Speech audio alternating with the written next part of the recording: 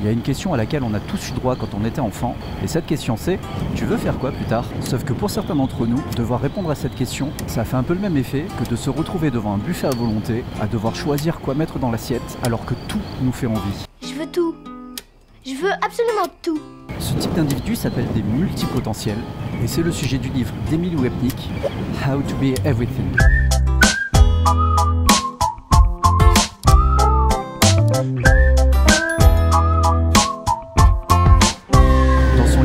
Wapnick parle donc des multipotentiels, autrement parfois connus sous le nom de slashers, et ce sont typiquement des individus qui sont passionnés par plein de choses, des véritables touche-à-tout.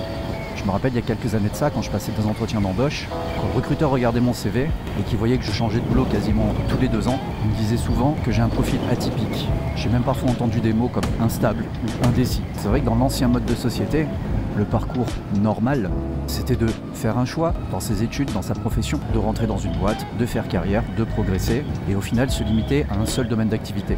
Les multipotentiels fonctionnent complètement différemment. Comme je disais, ils s'intéressent à énormément de choses. Ils accumulent beaucoup d'expérience assez rapidement, ce qui représente pas mal d'avantages et parfois pas mal d'inconvénients. Parmi ces avantages, cet aspect intérêt multiple leur permet de développer beaucoup de connaissances, beaucoup de savoir dans plein de domaines différents et généralement dotés d'un esprit d'analyse, avec une faculté d'avoir une vue d'ensemble, ils arrivent à trouver des liens entre différentes idées.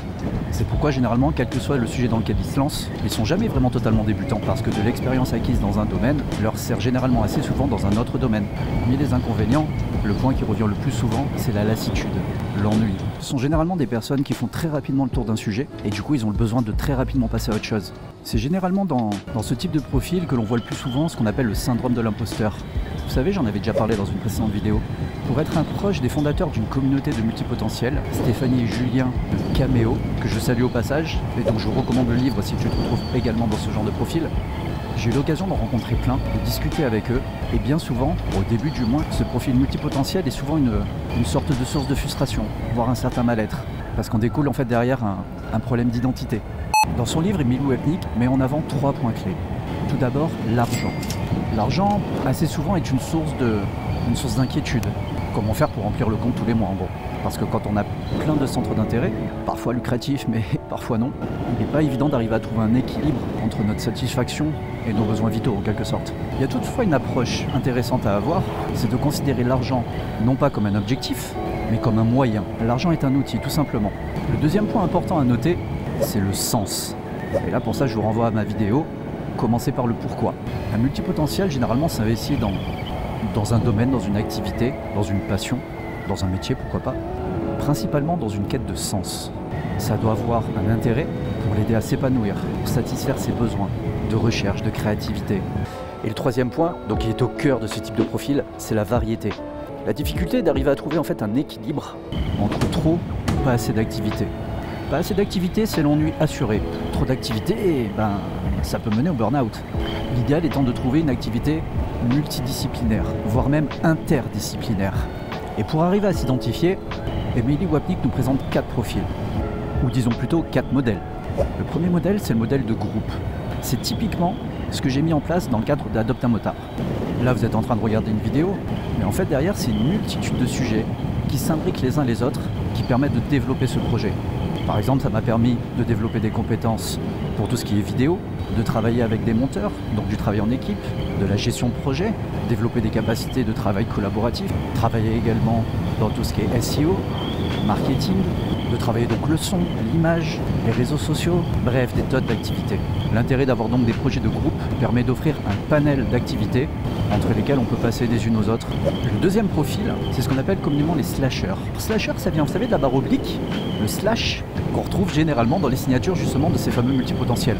Par exemple, dans ma signature, il y a mon nom et il y a la liste des différentes entités que je représente. Shinze, Fodoshin Solutions, Adopte un motard, Un jour un kilo, etc. Pour d'autres, ça va être leur cœur de métier. Webmaster, graphiste, musicien, vidéaste. Une possibilité infinie.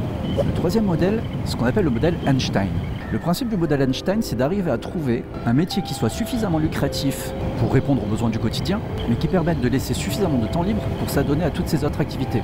Ainsi, de mémoire, je crois qu'Einstein, il travaillait dans un bureau de brevet, un truc comme ça, mais ça lui prenait pas beaucoup de temps, et donc du coup, il avait le temps de travailler sur toutes ses théories. Et le quatrième modèle, c'est ce qu'on appelle le phénix. Le phénix, vous savez, c'est cet oiseau qui renaît de ses cendres. C'est typiquement un mode de fonctionnement qui est séquentiel. En gros, un multipotentiel va s'adonner à fond dans un domaine, dans une activité, pendant quelques temps, quelques semaines, quelques mois, quelques années. Puis après, une fois qu'il en aura fait le tour, il va partir sur autre chose, soit en lien, soit complètement différent, et il va se développer dans un nouveau domaine, acquérir de nouvelles compétences, etc. Pour ma part, je pense que j'ai fait à peu près tous les parcours. J'ai collaboré à la fois dans des projets de groupe, que ce soit créatif, dans l'événementiel, dans des domaines purement professionnels, peu importe, slasher, parce que je fais plein d'activités différentes.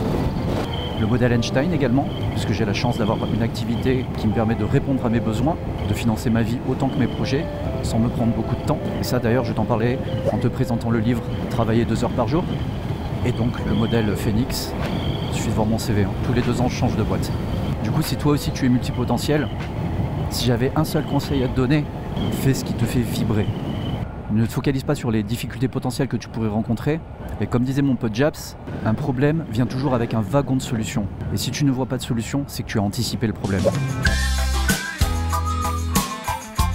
Le truc qui est chiant quand tu roules en hiver, c'est que du coup, j'ai le casque, j'ai le windstopper, j'ai les gants, la visière. Et du coup, quand ça te gratte ici, je te raconte pas la galère.